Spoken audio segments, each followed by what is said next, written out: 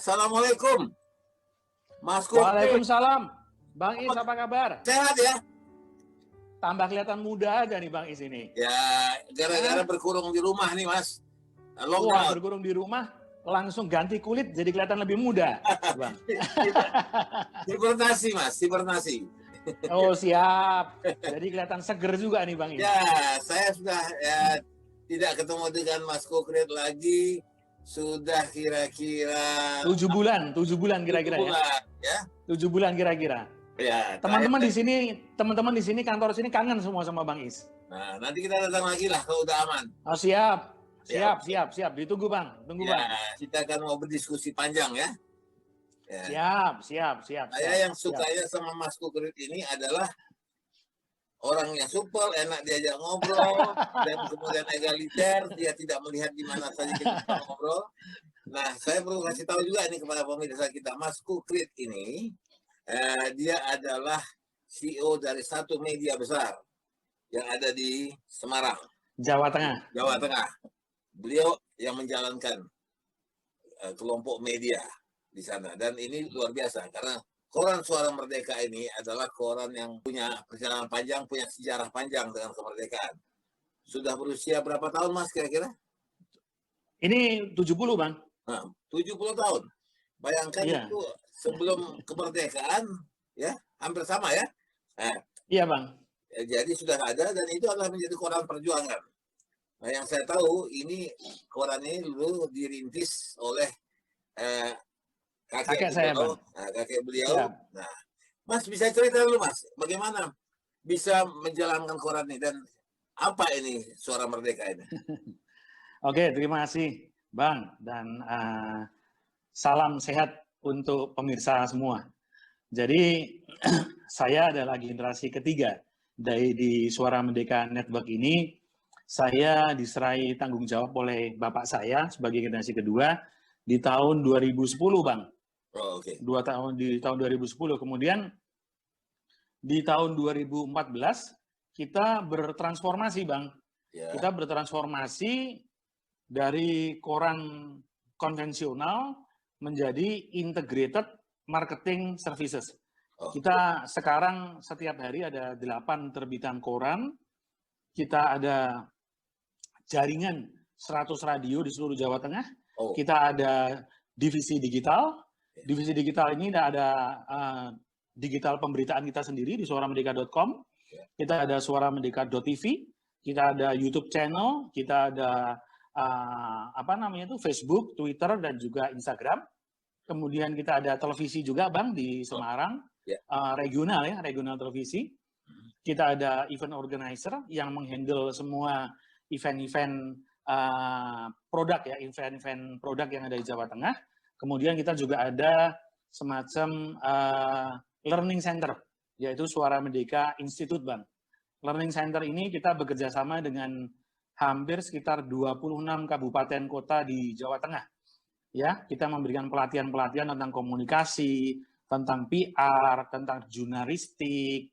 Jadi ya kira-kira begitu gambarannya, Bang. Suara Merdeka Network saat ini menjadi sebuah integrated marketing services. That's good. Wow, saya harus bilang wow ini. Karena itu sangat lengkap dan sudah seperti one stop shopping. Betul, Bang. Berurusan dengan Suara Merdeka, maka from A to Z itu beres semua urusannya. Kira-kira harapannya begitu, Bang. Ya, sejauh ini kan kita lihat ada kecenderungan menurun dari media, terutama media cetak.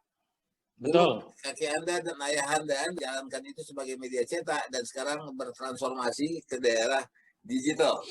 Dan ini sesuatu yang menantang karena peluangnya hebat sekali. Nah, sejauh mana Mas bisa menerapkannya itu kepada seluruh jajaran yang ada di sana? Ya, memang saya setuju dengan apa yang tadi disampaikan oleh Bang Is ya, terkait dengan penurunan di konvensional media cetak, baik itu dari sisi minat bacanya maupun dari sisi pendapatannya. Tapi kita kira-kira dalam 5 tahun terakhir, di dalam kita mencoba untuk meng-create income, kita nggak bisa hanya menjalankan koran sendirian, Bang.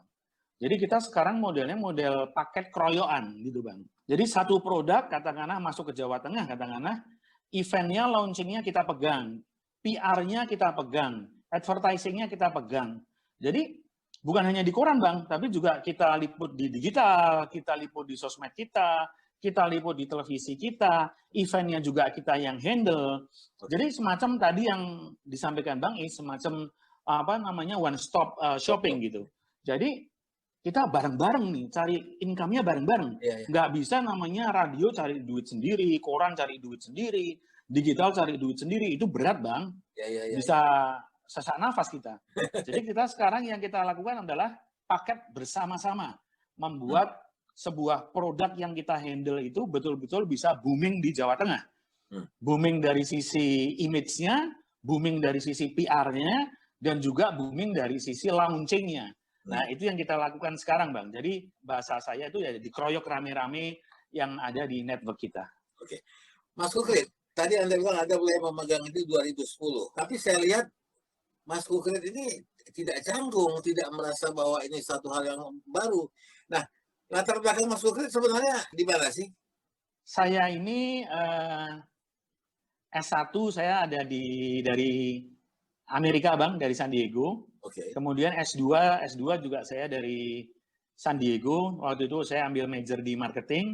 Kemudian pada saat saya pulang kemarin di awal 2010, saya ambil S2 lagi di ilmu komunikasi di Undip Semarang, Bang. Kenapa? Karena saya kepingin tahu kira-kira update dunia komunikasi sekarang itu seperti apa. Dan memang dunia bisnis yang saya geluti sekarang ini kan setiap hari berkaitan dengan komunikasi, Bang. Betul. Jadi paling tidak saya harus paham seperti apa sih sekarang dunia komunikasi itu. Nah, kebetulan saya juga orang yang hobi berorganisasi, Bang. Yes. Saya dengar di Kadin.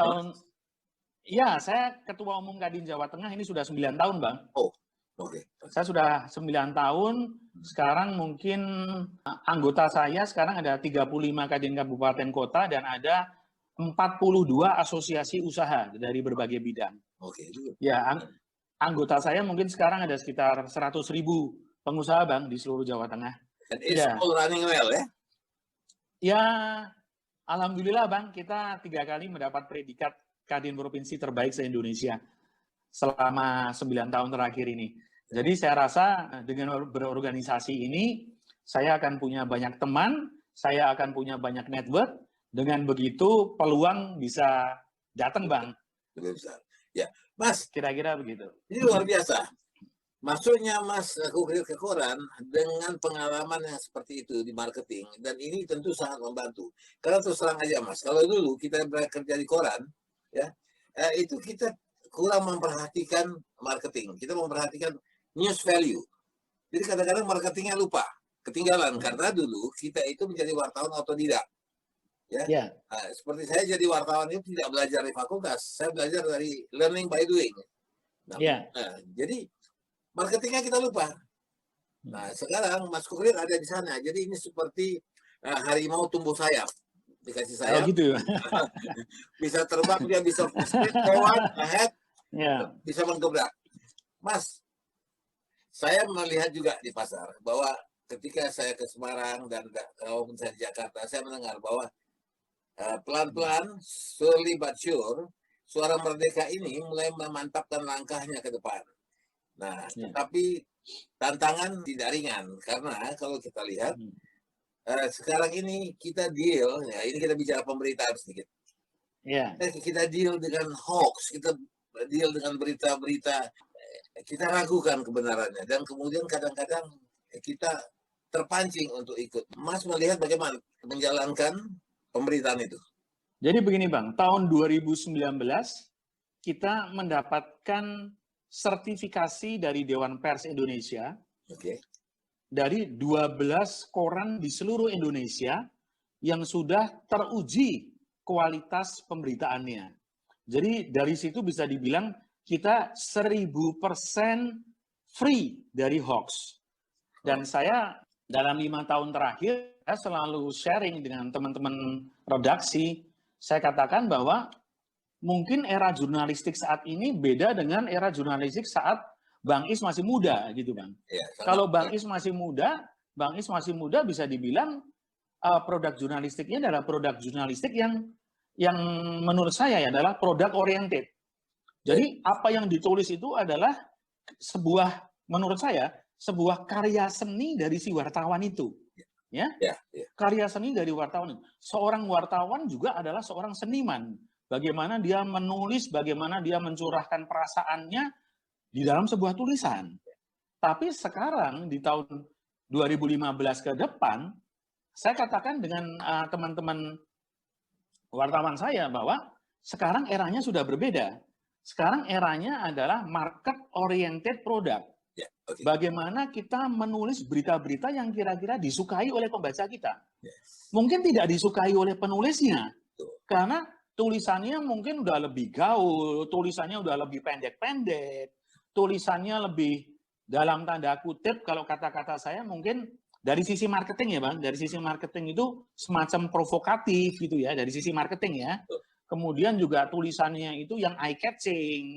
Nah, ini otomatis ada satu switching mindset dari teman-teman wartawan kita. Tapi teman-teman wartawan yang muda-muda Bang, itu saya rasa sudah sangat paham sekali dengan ini. Kita bisa lihat sekarang di beberapa media-media digital nasional, itu kadang-kadang berita-berita yang judulnya heboh, isinya cuma sedikit, cuma segini aja, nanti nyambung lagi. Nyambung isinya juga cuma segini, dikit-dikit aja. Jadi mungkin beda dengan zaman dulu, Bang. Zaman dulu mungkin di koran itu, wah sampai bersambung-sambung itu tulisannya ya. Nah, ini sedikit gambaran tentang jurnalistik di era, ya bisa dibilang di era milenial lah, seperti sekarang ini. Jadi kita berusaha terus beradaptasi menjadi sebuah produk yang market oriented, Bang. Oke. Jadi suatu ketajaman, saya melihat apa yang dipaparkan tadi oleh Mas Sukrit, itu adalah satu ketajaman bagaimana kita menganalisa berita. Benar sekali. Ya. Sekarang kita sudah melihat bahwa berita-berita kita itu tidak bisa lagi asal sukanya wartawan, kan begitu. Asal sukanya wartawan dia tulis. Betul. Nah, betul. Kalau pertimbangan kita dulu kan news value, itu ada 12 news value. Berita apa yang punya news value yang tinggi. Nah sekarang kita juga heran, kadang-kadang berita yang tidak punya news value itu justru menjadi headlines, itu menjadi viral, kan begitu? Iya, betul, nah, betul. Jadi kadang-kadang aneh, tetapi memang kita harus menyatukan diri ke sana, karena it's not what you need, but what people need. Itu yang kita setuju. Nah, berarti menyesuaikan diri dengan pasar. Kenapa? Karena persaingan sudah semakin banyak, semakin tinggi. Nah, saingan kita juga itu sekarang adalah diri kita sendiri. Jadi kita tidak bisa lagi menampilkan ego kita karena orang sekarang bersandar pada kebenaran. Mas, tantangan apa yang ada didapat di sana? Kendala apa yang kira-kira akan mengganggu? Tantangan itu saya rasa ada di setiap hari, Bang. Karena apa? Produk media itu adalah produk lifestyle. Dan lifestyle orang itu setiap hari, setiap saat bisa berubah-ubah. Kita harus bisa dengan cepat beradaptasi dengan itu. Tantangannya adalah seberapa cepat dan seberapa inovatif kita bisa beradaptasi dengan lifestyle yang begitu dinamis dan begitu cepat berubah. Jadi menurut saya hanya orang-orang yang kreatif, hanya orang-orang yang inovatif yang betul-betul bisa survive, Bang, di masa seperti ini. Kita bilang lifestyle kemarin di era sebelum pandemi dengan sekarang di era pandemi itu udah beda banget. Ya, Bang? Udah beda banget. Jadi bagaimana sekarang seorang jurnalis, bagaimana sekarang seorang PR manager, bagaimana sekarang seorang advertising manager harus bisa cepat untuk switching mindset dengan kondisi yang ada sekarang dan hasilnya diterima dengan baik oleh customer dan menghasilkan untuk perusahaan. Saya rasa tantangannya ada di situ, Bang. Tantangan itu terus kita hadapi setiap hari. Ya, saya melihat juga memperhatikan apa yang Mas Sukri tadi barusan juga bilang, bahwa sekarang beritanya pendek, judulnya gede. Jadi dulu istilahnya itu jualan judul, bukan jualan berita. Nah, kalau dulu kita jualan beritanya, kontennya, sehingga dengan secara ilmiah dibahas sampai ada tulisan bersambung. Dulu itu mengagumkan, tapi sekarang kita kira itu ada satu hal yang wasting time, karena people can get information from anywhere, anywhere, anytime, so easy. Jadi kalau kita lambat, habis ketinggalan kita disikat orang. Betul. Mas, sekarang kita melihat begini, Mas Sukrit pastilah mewarisi nilai-nilai jurnalistik yang diturunkan oleh kakek Anda dan oleh ayah Anda. Siap. Nah, Siap. kita tahu mereka adalah orang-orang yang gigih dalam bidang pers. Ya. Saya mengenal Ya. mengetahui beliau, belum tidak kenal. Siap. Tetapi itu luar biasa. Karena mereka itu sejajar dengan kira-kira dengan Mana Sofyan, sejajar dengan Pak BM Diah, Pak Muhammad Said, dan itu orang yang saya kagumi dulu. Ya. Nah, sekarang saya bertemu dengan Anda. Ya, usia kita tidak jauh beda lah. Jangan iya, betul. Jangan terlampau tua. Beda tipis lah. Ya, jangan terlampau tua lah saya. Jadi kita kan paling tidak, Mas Kukrit mungkin lebih gampang menyesuaikan. Saya mungkin agak sedikit memaksa untuk menyesuaikan. Tetapi so far saya lihat masih bisa saya ikuti. Ya Mas, misalnya begini Mas. Banyak wartawan yang seusia saya mungkin sudah tidak lagi memakai Zoom ini. Sudah tidak lagi. Memakai komputer pun susah, memakai laptop pun susah. Nah, tetapi kita harus ikut. Dan kemudian gaya pemberitaan juga berbeda. Mas, karyawan dari media ini semua berapa? Kalau kita sekarang di grup kita mungkin ada sekitar 600-an Bang ya. Oh, banyak aja ya. Iya, termasuk di percetakan, percetakan juga sendiri ya? Iya. Oke. Jadi luar biasa menjadi komandan dari 600 orang itu pekerjaan yang gampang, itu hampir ada mustahil gitu ya. Tetapi saya itu tantangan terbesarnya di sana, Bang. Tantangan terbesarnya di sana. Karena menurut saya investasi sebuah perusahaan yang paling mahal adalah di SDM, Bang. Ya. Itulah. Ya, betul. Nah, saya sempat melihat beberapa approach, beberapa meeting, beberapa pertemuan Mas Kukrit dengan staf dan karyawannya. Dan saya melihat ada sesuatu yang sangat saya kagumi di sana. Bahwa begitu cairnya suasana itu. Tidak merasa kita segan, takut. Mas Kukrit dan gampang bisa saja bercanda dengan mereka, ketemu di gang, ketemu di mana. Dan kemudian bisa saja tiba-tiba memeluk bahu mereka dan bercanda. Dengan gaya Semarang yang sangat menarik itu. Ini saya pikir ini satu modal, ya. Dan tentu itu modal bukan dari belajar, hanya dari belajar di universitas, tetapi adalah yang diberikan oleh orang tua dan keluarga kepada Mas Kukrit. Mas Kukrit, saya mau tanya mengenai bagaimana kehidupan Mas Kukrit. Mas Kukrit ini sekarang sudah berkeluarga, punya anak berapa? Sudah, Bang. Saya sekarang ada 2 putra saya. Yang satu sekarang sudah kuliah di Sydney. Kemudian yang satu lagi kelas 2 SMA, Bang. Oke. Belum ada married ya? Cowok-cowok belum, Bang. Belum. Masih sekolah semua. Jangan cepat-cepat jadi kakek. Iya. Nanti saya nyusul Bang Is nanti. Iya, saya juga belum jadi kakek. Belum.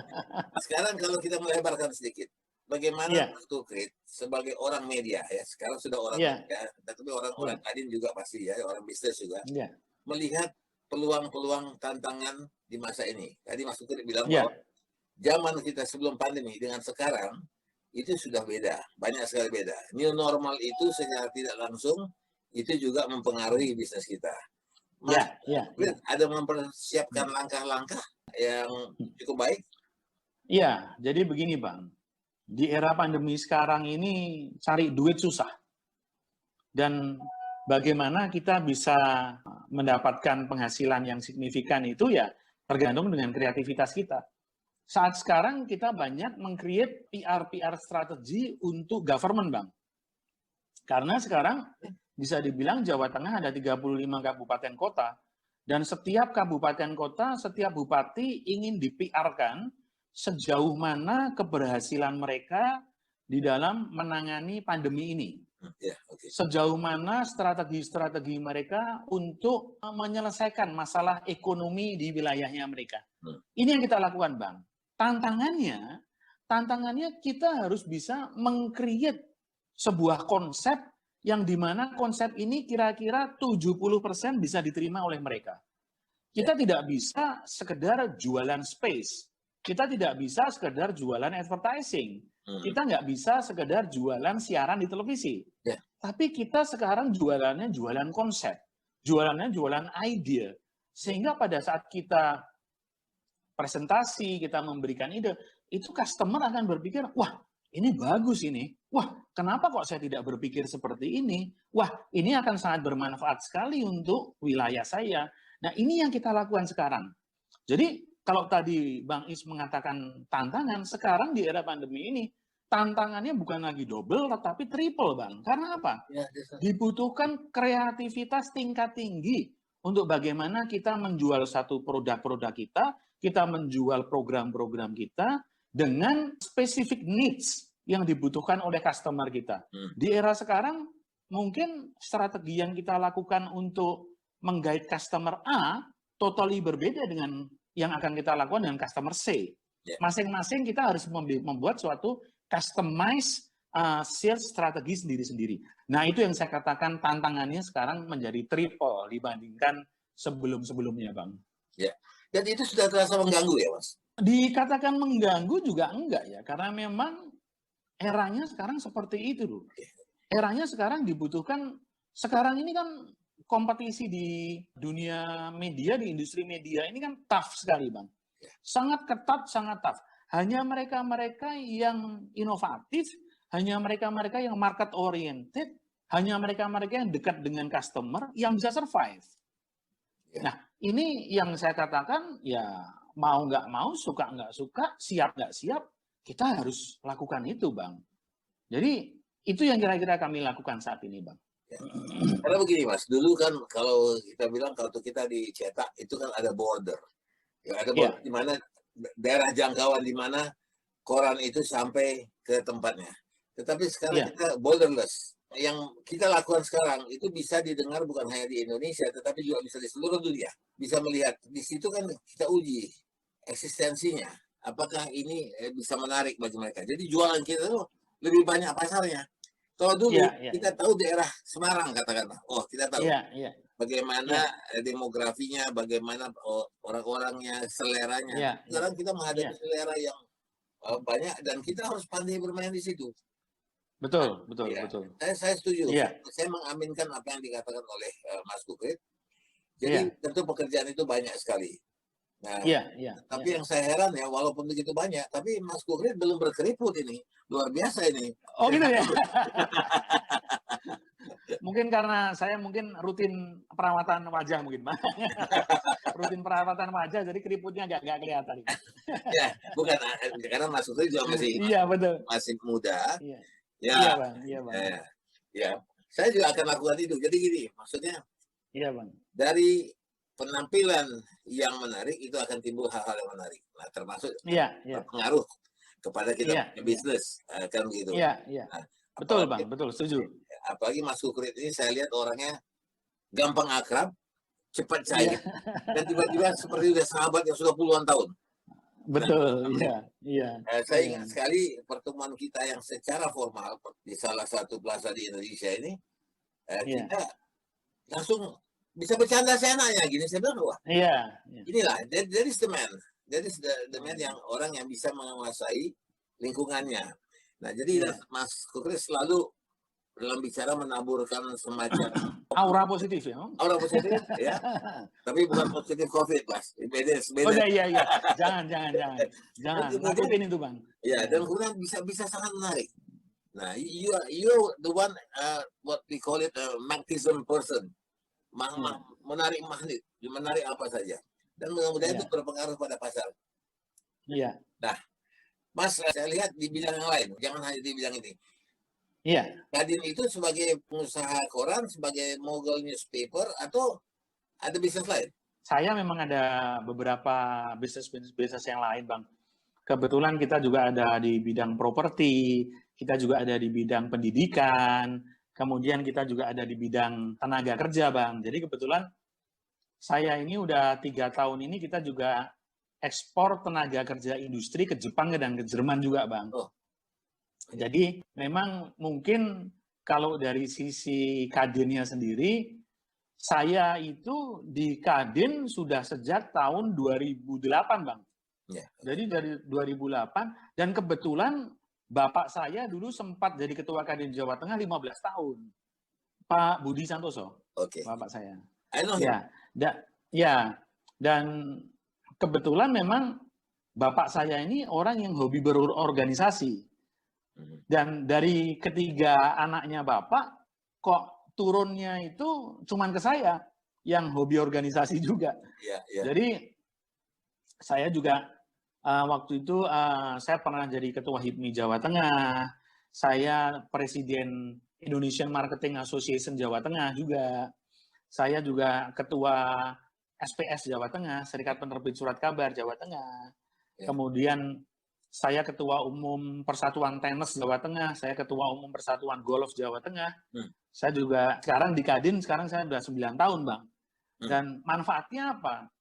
Manfaatnya seperti yang tadi Abang sampaikan, bahwa menurut saya untuk mengembangkan bisnis apapun juga, nomor satu yang dibutuhkan adalah temannya banyak, Bang. Nomor satu yang dibutuhkan adalah networking. Bukan modal kapital. Dan juga bukan modal lulus sekolah PhD. Enggak. Tapi nomor satu yang dibutuhkan untuk mengembangkan sebuah usaha adalah temannya banyak. Dan mungkin tadi seperti apa yang Abang katakan, kenapa saya kalau ketemu orang begitu cair. Karena bisa dibilang saya hampir setiap hari ketemu banyak sekali orang, Bang. Apalagi di Kadin. Di Kadin ini bisa dibilang karena ini pandemi aja udah berkurang. Di Kadin saya sehari itu bisa ada 7 undangan acara dalam satu hari. Jadi ya memang tugas saya kadang-kadang walaupun saya capek gitu ya, walaupun saya capek tetap saya harus tersenyum, saya tetap harus yang humoris, saya tetap harus yang apa ya, bisa mencairkan suasana, yaitu tantangan saya juga sebagai ketua Kadin saya rasa, Bang. That's right. Terus terang ya. Orang lain juga akan terkesima seperti saya pertama sekali ketemu Mas Kukrit. Suatu pribadi yang tangguh, suatu pribadi yang percaya diri, suatu pribadi yang saya yakin bisa menjalankan hal-hal dalam bisnis yang mungkin yang pelik itu bisa lewat begitu saja. Baik. Amin. Mas Kukrit, begini nih, Siap. saya ingin mencoba bertanya dan membagi sedikit apa yang kita alami. Dulu ya Mas, waktu saya masih bekerja di koran pada tahun-tahun itu, pada tahun 73 ya, saya mulai jadi wartawan. Itu dulu kita tuh Mas, bikin berita tuh gampang Mas. Gampang sekali. Karena dari Laksus pada saat itu sudah ada the do and don't. Yang ini boleh diberitakan, yang ini tidak boleh diberitakan. Jadi jelas sekali. Ada panduannya Bang ya. Walaupun beberapa wartawan kita mengatakan itu kekangan, tetapi sebagai seorang pekerja waktu dulu saya mau menuliskan berita, saya tahu ada hal yang ini tidak boleh. Kadang-kadang ada telepon dari Laksus, ini jangan. Nah, kadang-kadang kalau kita muat juga, nanti malam-malam sebelum cetak itu di black out. Berita kita tidak boleh keluar. Tapi kita sebagai wartawan gampang memilih berita itu, ini pasti tidak akan dilarang. Nah sekarang Mas, berita apapun datang sekarang, kita sulit menentukan kebenarannya. Mana yang hoax, mana yang tidak hoax. Nah ini sulit. Wartawan saja seperti kita yang punya ketajaman dalam melihat satu berita, mencium satu berita, itu juga bingung. Seperti Mas Kuri tahu, kita kan berkejaran dengan waktu, ada deadline. Satu-satu yang ada deadline itu kita. Nah kalau itu kita lampaui, itu basi. Berita itu tidak. Jadi bagaimana kita ya Mas Kuri, saya ingin belajar juga sedikit, bagaimana cara mengatasi hoax. Bagaimana kita mengetahui itu hoax atau tidak? Jadi betul sekali apa tadi disampaikan oleh Bang Is. Bahkan sekarang ini bukan hanya beritanya dipelintir Bang, tapi kadang-kadang kejadian yang nggak ada, tapi beritanya ada. Nah, itu kan menggelikan kan Bang. Itu kan menggelikan. Jadi kalau bagi saya, terutama di Suara Merdeka Network ya, Suara Merdeka Network, kita mengatakan bahwa kita ini jualan pengalaman 70 tahun loh. Masa 70 tahun kita mau create hoax? Masa 70 tahun kita tidak memberikan kualitas berita yang terbaik? Dan saya katakan, untuk mencapai 70 tahun, itu juga dengan doa, tangis, dan air mata. Kira-kira gitu kan Bang, perjuangan. Nah, oleh karena itu, kalau menurut saya tidak pernah mengenal ada yang namanya hoax di Suara Merdeka Network. Tapi kalau di luaran kemudian kita ada berita hoax atau gimana, ya memang kadang-kadang kita repot Bang ya. Kadang-kadang berita hoax itu menjadi sebuah pancingan. Pancingan untuk siapa yang diberitakan itu untuk bereaksi. Semakin kita bereaksi, semakin beritanya tambah jadi. Nah, apalagi yang saya katakan tadi, kejadian yang nggak ada beritanya. Nah, ini kan yang kita repot juga, Bang. Kita repot juga. Betul. Nah, oleh karena itu, Suara Merdeka Network sebagai sebuah media yang bisa dibilang sudah menjadi bagian daripada masyarakat Jawa Tengah, ya tidak kenal yang namanya istilah hoax itu, Bang.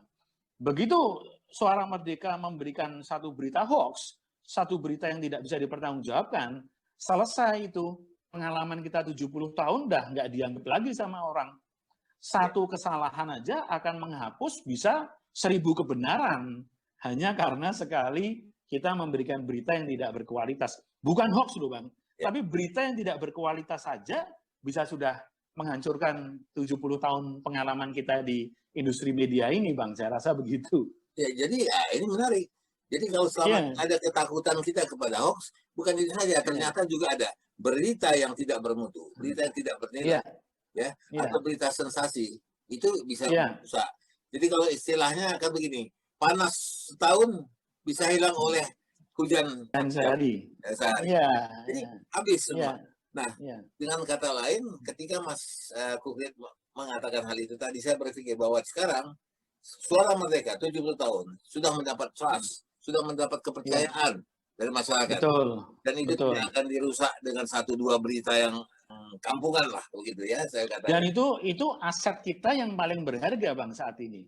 Pengalaman reputasi 70 tahun bersama-sama dalam suka dan duka dengan masyarakat Jawa Tengah, itu menjadi sebuah reputasi yang nggak bisa dibeli. Dan itu dan itu masyarakat Jawa Tengah saya rasa sudah bisa membuktikan kualitas kita dan menjadi tantangan kita bahwa produk-produk kita setiap hari, setiap minggu, setiap bulan harus menjadi lebih baik sesuai dengan harapan dari pembaca kita. Jadi memelihara kepercayaan masyarakat sehingga setiap hari, ini kita bicara koran misalnya, maka setiap hari mereka harus lihat bahwa di meja makannya waktu sarapan itu ada Suara Merdeka. Betul. Sarapannya jadi tidak kenyang kalau di meja makannya nggak ada Suara Merdeka, Pak. Jadi harus ada Suara Merdeka di situ, Bang. 70 years loh, bayangkan kan luar biasa itu kan. Lahir tahun 50. Coba. Betul, Bang. Betul. Sekarang Bapak sehat? Alhamdulillah sehat, Bang. Alhamdulillah sehat. Walaupun belum berani banyak-banyak keluar rumah dengan kondisi seperti ini. Tapi alhamdulillah sehat dan juga rutin ngomong cucu, Bang. Wah, hebat nih. Sudah berapa cucunya total dia? Bapak sekarang ada 8, Bang, cucu. Wah, itu yang sesungguhnya orang kaya itu, Pak. Barokah, Bang itu. Barokah. Saya mau melihat ya, ke depan ini suasana masih gonjang-ganjing. Kita belum tahu ya, kapan ini pandemi akan berakhir. Ada yang bilang Desember, ada yang bilang Juni, ya. Sementara vaksin juga belum ada. Tentu ekonomi juga mulai ada keraguan. Nah, sekarang orang banyak yang kehilangan pekerjaan, ya, kesulitan. Nah, this is a rare situation, satu hal yang tidak pernah terpikir kita. Jadi sekarang tentu ada langkah-langkah. Nah, langkah-langkah yang diambil oleh setiap instansi, oleh setiap pemerintahan itu berbeda. Yang mana yang bisa berhasil atau tidak kita belum tahu. Nah, Mas Kukrit pasti punya kiat-kiat untuk menghadapi new normal yang sekarang sebenarnya sudah kita jalani. Jadi sebenarnya gini, Bang. Kalau kita ngomong kapan pandemi ini berakhir, pandemi ini akan berakhir di saat nanti vaksin sudah keluar. Dan kalau kita lihat di berita-berita, vaksin keluar mungkin dalam 3, 4, 5 bulan ke depan. Tapi sebenarnya yang kita belum tahu kapan akan berakhir ini adalah resesi ekonomi, Bang. Sekarang ini kesulitan ekonomi ini bisa dibilang merata di semua sektor. Saya sebagai ketua Kadin, saya bisa dibilang hampir setiap hari itu mendengar keluhan-keluhan dari teman-teman pengusaha dari berbagai bidang tentang betapa susahnya kondisi mereka sekarang. Mereka juga nggak tahu, mereka juga nggak paham. Kalau orang yang dicurhatin ini juga lagi susah, mereka juga nggak paham. Jadi Bang, kalau orang Jawa bilang nih, orang mumet curhat ke orang masuk angin gitu Bang. Ya. Jadi itu yang terjadi. Jadi menurut saya sekarang dengan kondisi ekonomi yang berat ini mungkin dibutuhkan waktu sekitar 1,5 sampai 2 tahun ke depan untuk betul-betul bisa recovery. Udah long ya. Nah, iya, dengan kondisi seperti itu, peredaran uang akan jadi semakin ketat. Peredaran uang akan jadi semakin sedikit. Jadi kita kalau jual jasa, kita jual produk, ya kita harus betul-betul seperti yang saya katakan tadi di awal, Bang. Kita harus betul-betul yang sangat-sangat inovatif untuk membuat sesuatu yang kira-kira apa yang kita jual itu dibutuhkan betul-betul oleh customer kita. Di situ dibutuhkan tantangan yang sangat luar biasa untuk kita bisa betul-betul paham sebenarnya apa need dari customer kita. Customer A, customer B, customer C, customer D, otomatis keempat-empatnya ini need-nya akan berbeda-beda. Oleh karena itu, Bang, sekarang kita ini bukan hanya jualan produk, bukan hanya jualan tulisan jurnalistik yang bagus, tapi kita juga jualan ide, kita jualan kreativitas. Jangan, Bang. Nah, oleh karena itu, ya sekarang tantangan untuk SDM kita, bagaimana mereka betul-betul bisa membuat sesuatu itu menjadi sangat menarik. Karena orang sekarang akan lebih selektif, orang sekarang akan lebih susah untuk spending uangnya mereka, Bang. Mereka akan spending uangnya mereka untuk sesuatu yang betul-betul menurut mereka bermanfaat untuk mereka. Mungkin bukan hanya bermanfaat, tapi bermanfaat sekali untuk mereka. Primer lah. Nah, ya itu tantangannya ada di sana, Bang. Jadi ya mau nggak mau, sekali lagi saya katakan, kita harus bisa beradaptasi dengan new normal dari sisi bisnis kita yang seperti itu. Jadi ya, saya jujur sekali, saya dengan kondisi seperti ini ke depan saya harus banyak minta wejangan, saya harus banyak berkonsultasi dengan Bang Is, supaya Bang Is bisa memberikan saya gambaran-gambaran kira-kira inovasi-inovasi seperti apa yang kita bisa pakai di era new normal seperti sekarang. Ini Mas, saya juga belajar, tetapi memang tidak gampang. Tapi kita harus itu ya, bahwa sekarang kan orang kan kita harus memproduksi the best, nothing but the best. Kemudian the truth, the whole truth, itu dalam pemberitaan sehingga orang tahu this is be convinced bahwa ini adalah media yang bagus, ini adalah pemberitaan yang bagus. Maka kalau kita diberitakan oleh suara mereka, dan itu akan sangat berharga. Ya, pelan-pelan kita jalan, Mas. Saya kira itu akan terjadi. Siap, Bang. Baik. Mas Kukrit, saya ingin bicara panjang, tetapi begini. Ciri-ciri berita sekarang juga semakin panjang, orang semakin bosan. Betul, Bang. Membaca benar ya. Nanti dipindah ke channel lain kalau udah kelamaan, Bang. Lebih bagus kita bikin yang pendek-pendek tapi berkala. Betul, bermanfaat. Nanti saya akan bicara lagi dengan Mas Kukrit. Kita mungkin bisa membahas topik-topik atau headline-headline. Pertanyaan saya mungkin Gong, Mas, tidak ada rencana untuk berkecimpung di bidang politik? Nah, itu Bang. Saya ini orang yang senang berteman. Saya ini orang yang senang bergaul. Saya dengan semua warna saya akrab.